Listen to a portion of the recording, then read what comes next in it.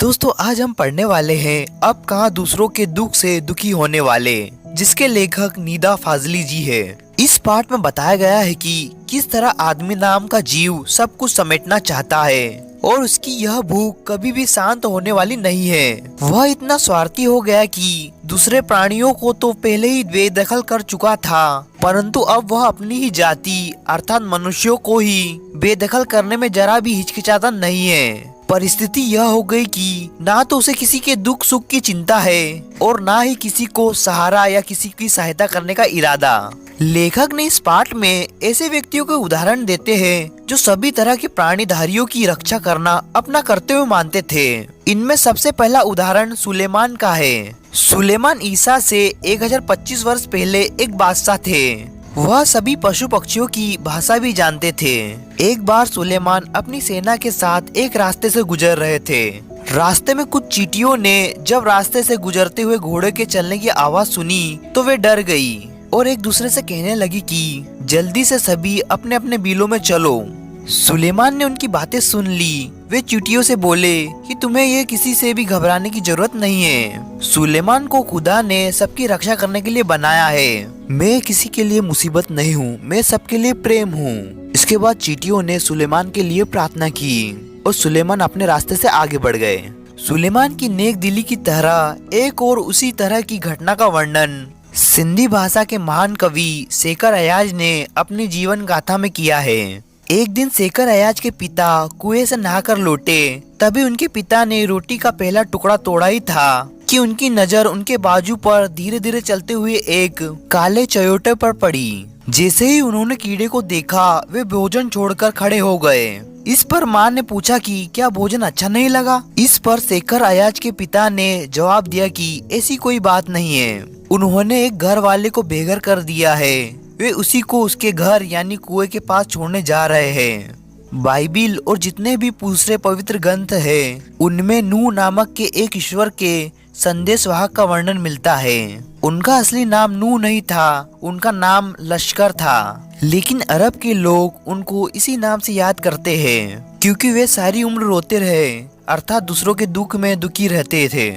लेखक कहते हैं कि जब पृथ्वी अस्तित्व में आई थी उस समय पूरा संसार एक परिवार की तरह रहता था, लेकिन अब इसके टुकड़े हो गए हैं और सभी एक दूसरे से दूर हो गए हैं। वातावरण में इतना अधिक बदलाव हो गया कि गर्मी में बहुत अधिक गर्मी पड़ती है, बरसात का कोई निश्चित समय नहीं रह गया है। भूकंप, सैलाब, तूफान और रोज कई न कई नई बीमारियां ना जाने और क्या क्या, ये सब मानव द्वारा किए गए प्रकृति के साथ छेड़छाड़ का नतीजा है।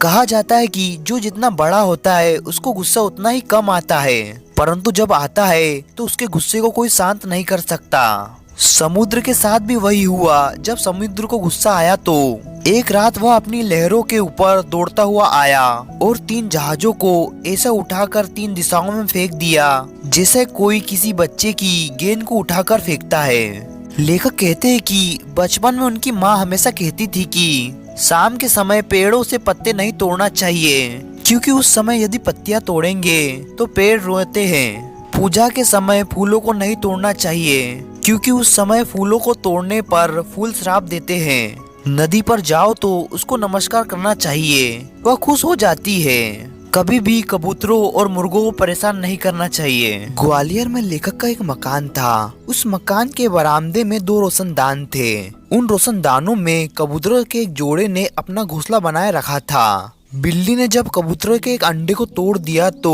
लेखक की मां ने स्टूल पर चढ़कर दूसरे अंडे को बचाने की कोशिश की, परंतु इस कोशिश में दूसरा अंडा लेखक की मां के हाथ से छूट गया और टूट गया।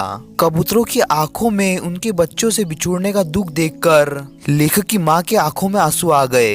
इस पाप को खुदा से माफ करने के लिए लेखक की मां ने पूरा दिन का उपवास रखा। अब लेखक समय के साथ मनुष्यों की बदलती भावनाओं के लिए एक उदाहरण देते हैं। 2 कबूतरों ने लेखक के फ्लैट में एक ऊंचे स्थान पर अपने घोंसला बनाए रखा था। उनके बच्चे भी छोटे थे, उनके पालन पोषण की जिम्मेदारी उन बड़े कबूतरों की थी। लेकिन उनके आने जाने के कारण लेखक और लेखक के परिवार को बहुत परेशानी होती थी। कभी कबूतर किसी चीजों से टकरा जाते थे और चीजों को गिराकर तोड़ देते थे।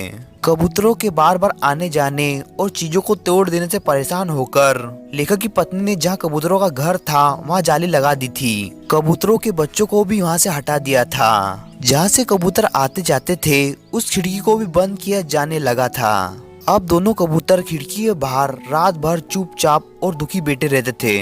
मगर अब तो ना तो सुलेमान है जो उन कबूतर की भाषा को समझकर उनका दुख दूर कर रहे, और ना ही लेखक की माँ है जो उन कबूतरों के दुख को देखकर रात भर प्रार्थना करती रहे।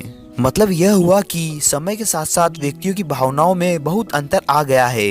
लास्ट में लेखक हमें बताना चाहता है कि हमें नदी और सूरज की तरह दूसरों के हित के लिए कार्य करना चाहिए और तोते की तरह सभी को समान समझना चाहिए। तभी संसार के सभी जीवधारी प्रसन्न और सुखी रह सकते हैं। दोस्तों वीडियो अच्छा लगे तो इस वीडियो को लाइक कीजिए और चैनल को सब्सक्राइब कीजिए। Thank you for watching.